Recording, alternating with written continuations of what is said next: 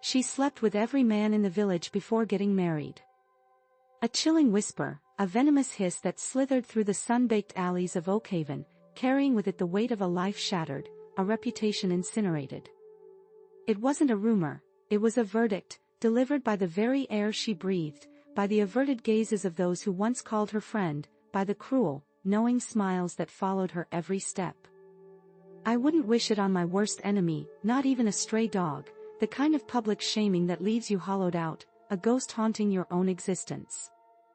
This story, you see, isn't just about a woman named Alara, it's about the unforgiving grip of a small community, the silent screams of betrayal, and the agonizing, defiant fight to reclaim a stolen soul. The first blow wasn't a fist, but a word, sharp and brutal, whispered by her own mother, eyes wide with a shame that eclipsed even Alara's own. Harlot. The single syllable ripped through the quiet morning like a sudden storm, scattering the fragile peace she had meticulously built over 25 years. It was the morning of her wedding, the day she was meant to become the wife of Kwasi, the village elder's son, the day her future was supposed to blossom into a tapestry of shared dreams and whispered promises. Instead, it unraveled, thread by agonizing thread, before her very eyes. Kwasi stood before her, his usually warm gaze now a frozen, unreadable mask. His face, etched with a mixture of disbelief and profound hurt, was a canvas of her destruction. His voice, when it came, was a raw whisper, barely audible above the drumming in her ears. They say you have been with every man in this village." The accusation hung in the air, a poisonous fog, suffocating her. Every man. The absurdity of it was a bitter laugh caught in her throat. Her mind raced, grasping for explanations, for a rebuttal that wouldn't sound like the desperate plea of a condemned woman. But the words wouldn't form, trapped behind a sudden, inexplicable tightness in her chest.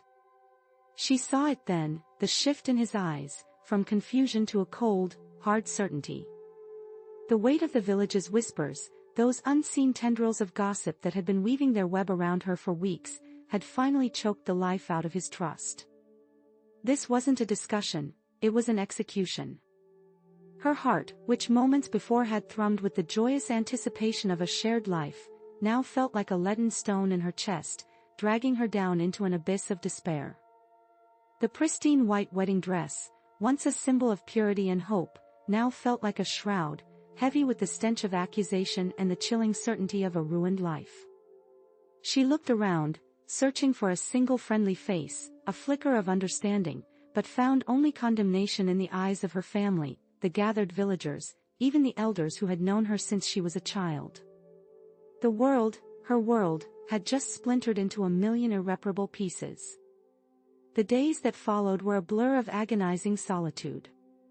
The vibrant colors of Oakhaven, once so comforting, now seemed to mock her with their brightness. The bustling market, the laughter of children playing by the river, the rhythmic pounding of millet, all became a cacophony of reminders of her utter isolation. She was a pariah, a living ghost in a community that had once been her sanctuary. The whispers didn't cease, they intensified, following her like a shadow, each one a sharp shard of glass piercing her already wounded spirit. She slept with every man. The phrase, a grotesque litany, echoed in the empty chambers of her mind, amplified by the silent judgment in every averted gaze, every quickly closed door. She tried to retrace her steps, to understand how this vile lie had taken root and blossomed into such a devastating truth in the minds of her people. Had it been the friendly chats with the blacksmith, old Baba Musa, about the weather? The shared laughter with the young goat herders as they chased their mischievous flock? The quick, respectful greetings with the men on their way to the fields? In Oakhaven, community was interwoven with daily life. There was no such thing as isolated existence. Every interaction, every glance, every word spoken or unspoken, was observed, interpreted, and eventually, if one was unlucky, twisted. The sting of betrayal was not just from Kwasi, though his sudden rejection was a gaping wound. It was also from the women, her friends, who had once shared secrets and dreams under the shade of the baobab tree. Their silence was deafening, their withdrawal a deeper cut than any harsh word. Had they truly believed the monstrous lie? Or were they simply afraid of being tainted by her disgrace? The fear of being alone, a primal terror that gnaws at the soul, became her constant companion. She had always envisioned her life intertwined with another, building a home, raising children, growing old surrounded by the warmth of family and community. Now, that vision lay in ashes, reduced to nothing by the destructive fire of gossip.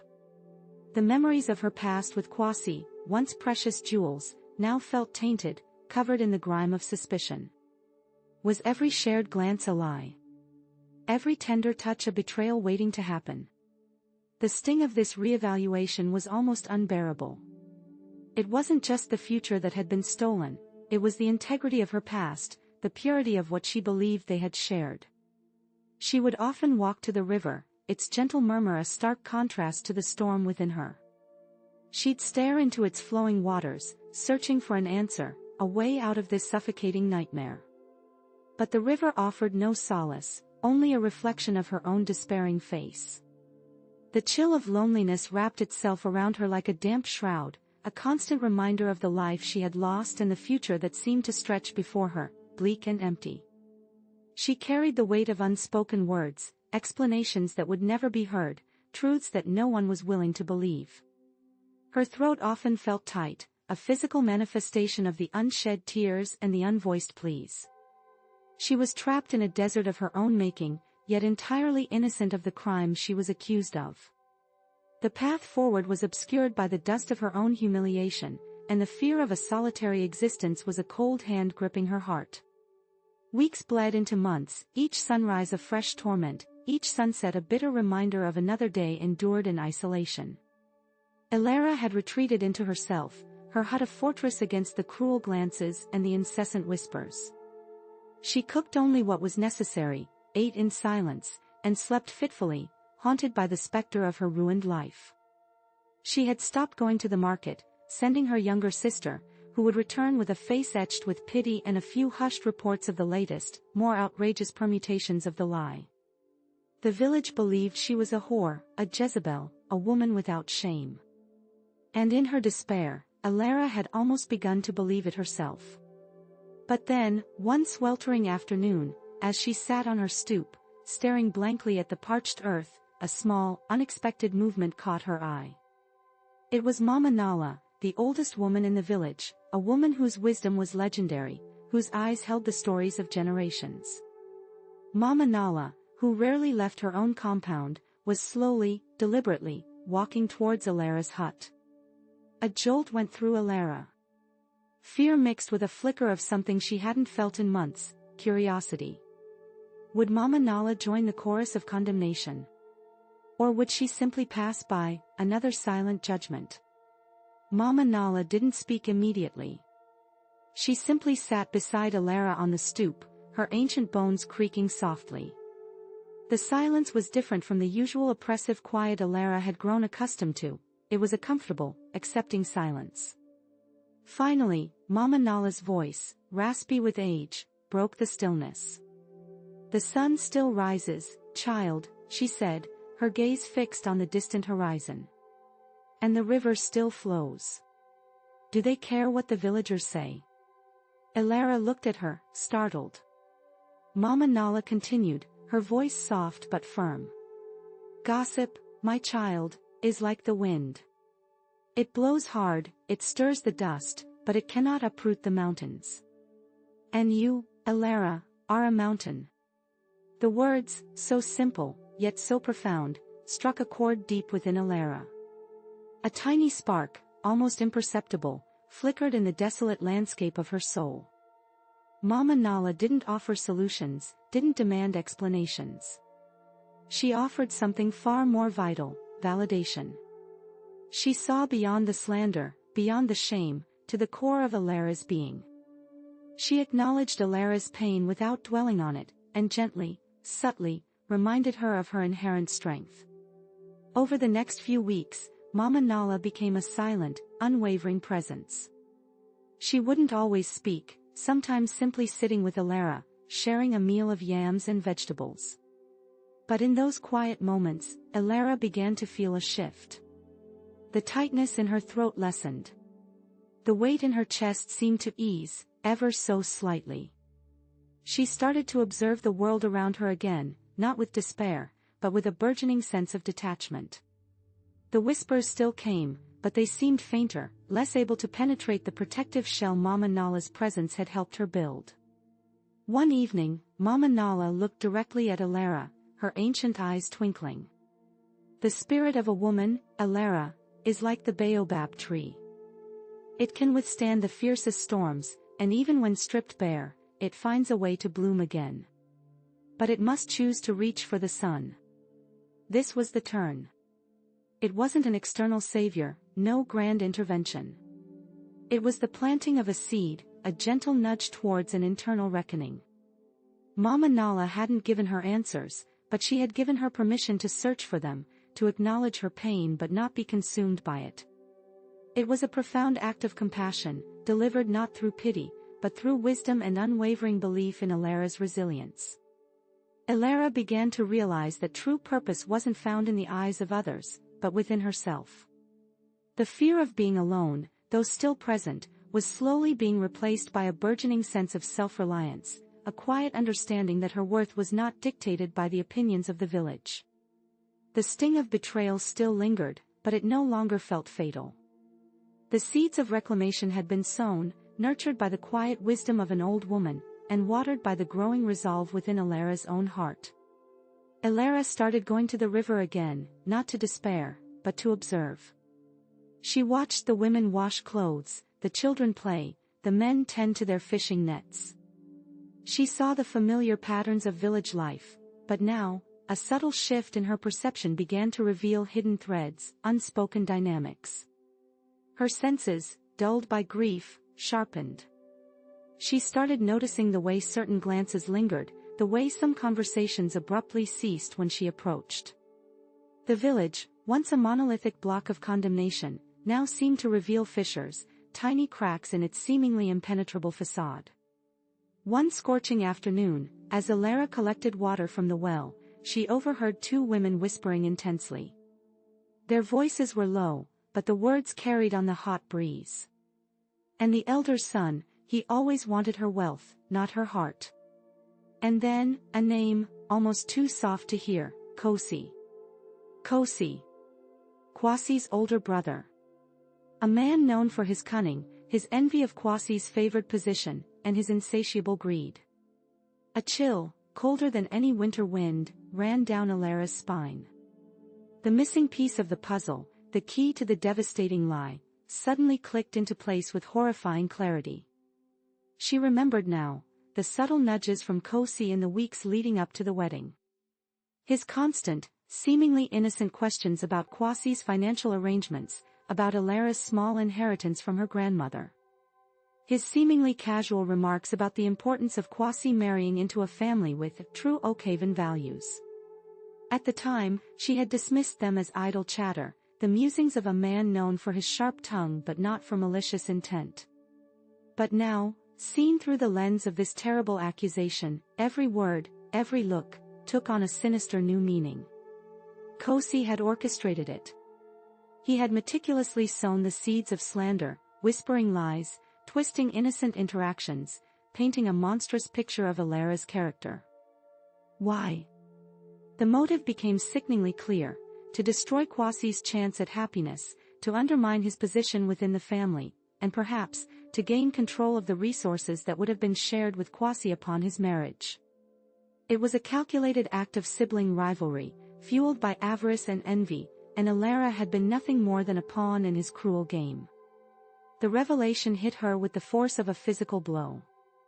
Not every man, but one man. And that one man was not a lover, but a saboteur. The profound shame she had carried, the feeling of being inherently flawed and tainted, began to dissipate, replaced by a cold, righteous anger.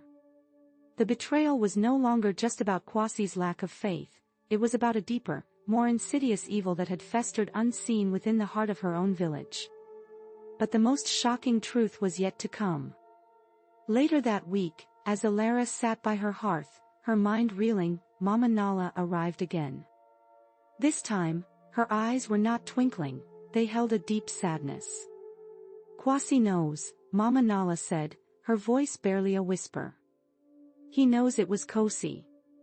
He learned the truth from a servant who overheard Kosi boasting. He is ashamed, Elara. Ashamed of his quick judgment, ashamed of his brother's wickedness. Elara's breath hitched. Kwasi knew. He knew she was innocent. The floodgates of emotion, held back for so long, finally broke. Tears streamed down her face, not of sorrow, but of a complex mix of relief, anger, and a bewildering sense of vindication. Mama Nala continued, her voice gentle. He has asked me to come to you. He wants to speak with you. The thought of facing Kwasi, the man who had so readily believed the worst of her, was daunting. The pain of his betrayal was still a raw wound. But the truth, the shocking, undeniable truth, had changed everything.